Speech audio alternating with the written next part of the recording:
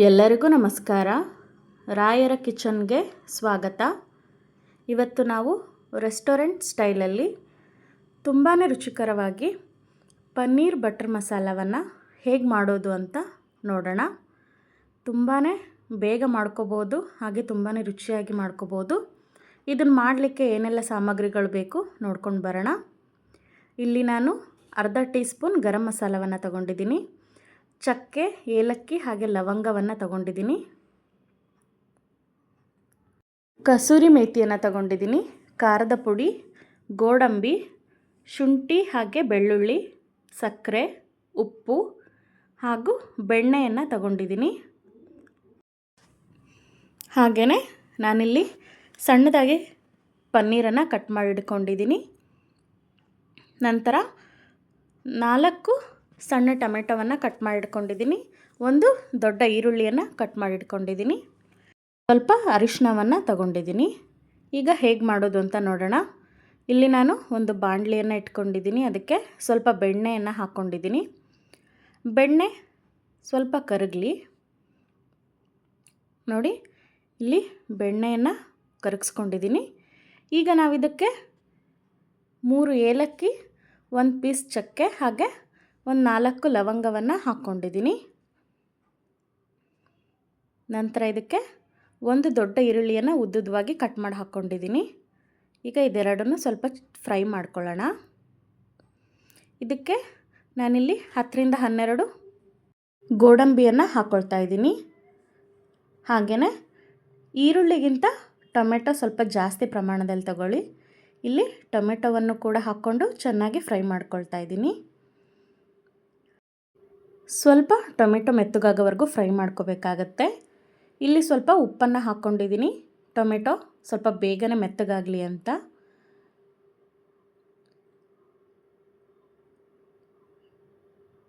ನೋಡಿ, ಮಧ್ಯ ಮಧ್ಯೆ ಹೀಗೆ ಸ್ವಲ್ಪ ಕೈ ಆಡ್ತಾ ಇರಿ. ಈಗ ನಾವಿದಕ್ಕೆ ಸಣ್ಣದಾಗಿ ಕಟ್ ಮಾಡಿಟ್ಕೊಂಡಂತಹ ಬೆಳ್ಳುಳ್ಳಿ ಹಾಗೆ ಶುಂಠಿಯನ್ನು ಸೇರಿಸ್ಕೊಳ್ತಾ ಇದ್ದೀನಿ. ಅದನ್ನು ಕೂಡ ಹಾಕ್ಕೊಂಡು ಚೆನ್ನಾಗಿ ಫ್ರೈ ಮಾಡ್ಕೊಳ್ಳೋಣ. ನೋಡಿ, ಟೊಮೆಟೊ ಕೂಡ ಚೆನ್ನಾಗಿ ಮೆತ್ತಗಾಗ್ತಾ ಇದೆ. ಇಷ್ಟಾದರೆ ಸಾಕಾಗುತ್ತೆ. ಈಗ ಒಲೆಯನ್ನು ಆಫ್ ಮಾಡಿಕೊಂಡು ಈ ಮಿಶ್ರಣವನ್ನು ಸ್ವಲ್ಪ ತಣ್ಣಗಾಗ್ಲಿಕ್ಕೆ ಬಿಡಿ. ಇಲ್ಲಿ ನಾನು ಒಂದು ಮಿಕ್ಸಿ ಜಾರನ್ನು ತಗೊಂಡಿದ್ದೀನಿ. ಅದಕ್ಕೆ ಟೊಮೆಟೊ ಹಾಗೂ ಈರುಳ್ಳಿ ಮಿಶ್ರಣವನ್ನು ಏನು ಮಾಡ್ಕೊಂಡಿದ್ವಿ ಅದನ್ನು ಹಾಕ್ಕೊಂಡು ಚೆನ್ನಾಗಿ ಇದನ್ನು ಸಣ್ಣದಾಗಿ ಪೇಸ್ಟ್ ಮಾಡ್ಕೊಂಡು ಬರೋಣ. ಇದು ತುಂಬಾ ಸಣ್ಣದಾಗಿ ಪೇಸ್ಟ್ ಮಾಡ್ಕೊಂಡು ಬರಬೇಕು. ನೋಡಿ, ಹೀಗಾಗಿದೆ.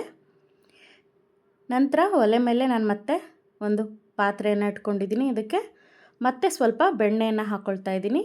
ನೀವು ಬೆಣ್ಣೆ ಬದಲಿಗೆ ಎಣ್ಣೆಯನ್ನು ಕೂಡ ಬಳಸ್ಕೋಬೋದು. ಆದರೆ ಎಣ್ಣೆ ಹಾಕಿದ್ರೆ ನಿಮಗೆ ರೆಸ್ಟೋರೆಂಟ್ ಸ್ಟೈಲಲ್ಲೇ ರುಚಿ ಬರುತ್ತೆ. ಹಾಗೆಯೇ ಇಲ್ಲಿ ಕಟ್ ಮಾಡಿಟ್ಕೊಂಡಂತಹ ಪನ್ನೀರ್ ಮತ್ತು ಸ್ವಲ್ಪ ಖಾರದ ಪುಡಿ, 1-2 ಚಿಟಿಕೆ ಅರಿಶಿನವನ್ನು ಹಾಕ್ಕೊಳ್ತಾ ಇದ್ದೀನಿ. ಹಾಕಿ ತುಂಬ ಹೊತ್ತು ಇದನ್ನು ಫ್ರೈ ಮಾಡೋ ಅಗತ್ಯ ಇಲ್ಲ. 1-2 ನಿಮಿಷ ಹಾಗೆಯೇ ಮಸಾಲೆ ಹಿಡಿಯೋವರೆಗೂ ಮಾತ್ರ ಸ್ವಲ್ಪ ಫ್ರೈ ಮಾಡ್ಕೊಳ್ಳಿ. ತುಂಬ ಫ್ರೈ ಮಾಡಿಕೊಂಡ್ರೆ ಪನ್ನೀರ್ ತುಂಬ ರಬ್ಬರ್ ಥರ ಆಗೋಗುತ್ತೆ, ಅಷ್ಟು ಚೆನ್ನಾಗಾಗೋದಿಲ್ಲ. ನೋಡಿ, ಇಷ್ಟಾದರೆ ಸಾಕಾಗುತ್ತೆ. ಈಗ ಇದನ್ನು ಮತ್ತೆ ಒಂದು ಬೌಲಿಗೆ ಟ್ರಾನ್ಸ್ಫರ್ ಮಾಡ್ಕೊಳ್ಳಿ. ನೋಡಿ, ಈಗೆಲ್ಲ ಪನ್ನೀರನ್ನು ಒಂದು ಬಟ್ಲಿಗೆ ಟ್ರಾನ್ಸ್ಫರ್ ಮಾಡ್ಕೊಂಡಿದ್ದೀನಿ. ಅದೇ ಪಾತ್ರೆಗೆ ನಾನು ಮತ್ತೆ 1 ಚಮಚ ಬೆಣ್ಣೆಯನ್ನು ಹಾಕ್ಕೊಂಡಿದ್ದೀನಿ. ಬೆಣ್ಣೆಯನ್ನು ಸ್ವಲ್ಪ ಕರಗಿಸಿದ್ದೀನಿ. ಈಗ ನಾವಿದಕ್ಕೆ ಸ್ವಲ್ಪ ಕಸೂರಿ ಮೇಥಿಯನ್ನು ಹಾಕ್ಕೊಳ್ತಾ ಇದ್ದೀನಿ. ಹಾಗೆಯೇ 1 ಚಮಚ ಖಾರದ ಪುಡಿಯನ್ನು ಕೂಡ ಹಾಕ್ಕೊಂಡಿದ್ದೀನಿ. ಅದನ್ನು ಕೂಡ ಹಾಗೆಯೇ ಚೂರು ಮಿಕ್ಸ್ ಮಾಡ್ಕೊಳ್ಳಿ.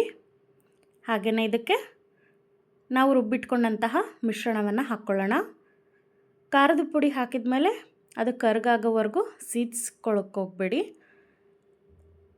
ಬೇಗನೆ ಮಿಶ್ರಣವನ್ನು ಹಾಕ್ಕೊಳ್ಳಿ. ಅದೇ ನಮಗೆ ಕಲರ್ ಚೆನ್ನಾಗಿ ಕೊಡೋದು.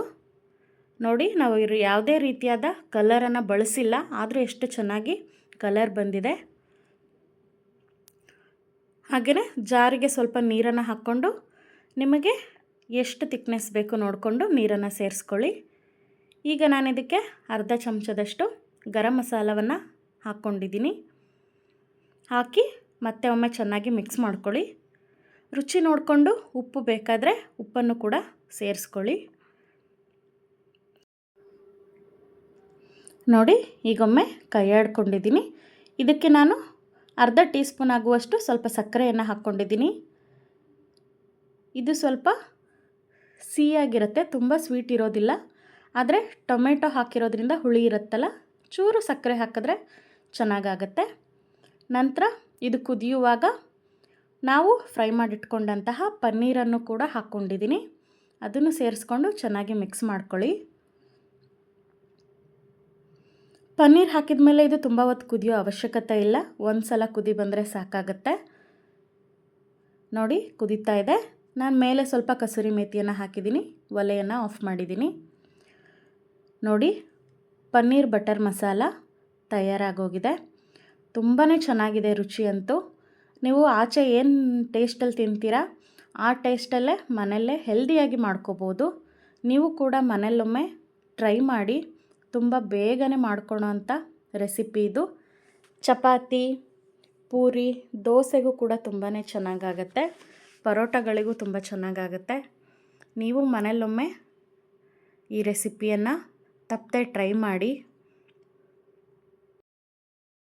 ಯಾವಾಗಲೂ ಮನೇಲಿ ಒಂದೇ ಥರ ಅಡುಗೆಗಳನ್ನ ಮಾಡ್ಕೊಂಡು ಬೇಜಾರಾಗಿರುತ್ತೆ.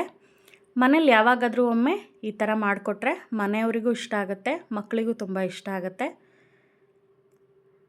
Thank you.